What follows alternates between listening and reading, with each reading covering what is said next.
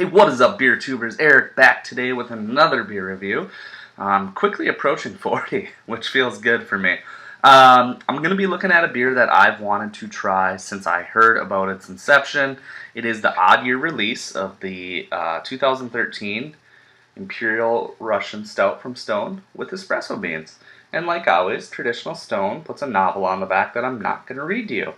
As you can see here, I was giving the Beer Saver cap a try. I wanted to sink my teeth into this one yesterday and really get my mind around it. I'm a big coffee beer fan, so I had a little bit of it, put the cap on there, and saved the rest for the review. And if you don't know anything about Beer Saver caps, they do a really good job, in my experience, of keeping a bomber for a day or two. So, without further ado, you know what this is. It clocks in at 11% actually, ABV, and every other year, when it's an odd year, Stone does something cool with their barley wine and their Imperial Russian Stout. So, without further ado, you hear that hiss? Pretty cool, right? Anyways, here's the pour on the IRS with espresso. Pours that typical crazy opaque black Imperial Stout like. I'm actually going to save a little bit more too. You can see the carbonation is good. It wasn't as good as when I first opened it, but still, nonetheless, a smidgen of a finger of really dark lacing head. See a little bit of alcohol eggs on the glass there. Very impressive stuff. I'm getting my nose into this one. Oh, man. That's like some of the best smelling coffee beer I've had. To me, it's like taking the best of KBS, the best of Founder's Breakfast Stout, and then the best of like Bourbon County coffee without all the barrel. There's just so much espresso going through here. Tons and tons and tons of baker's chocolate and roasted barley. A hair of sweetness and a hair of alcohol. This is a really, really nice smelling example of the beer. So, without further ado, cheers.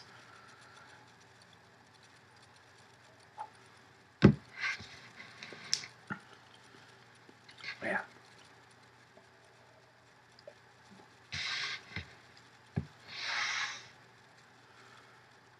There's something you can almost chew on, and I like that. The mouthfeel is fantastic. So, right at the front of my tongue, I'm getting a ton of astringent bitterness from the bean and the hops in there, and it's a good thing. And then slowly, as it makes its way back towards the back of my palate, I get just this onslaught of chocolate and a little bit of dark fruit complexity that you would get from IRS normally. It is really fresh, so it is a little hot. You can kind of taste a little bit of alcohol, not a lot, and it's not. It just lets you know it's there. It's not overpowering. It's just a component of the beer. And there's an onslaught of roasted barley.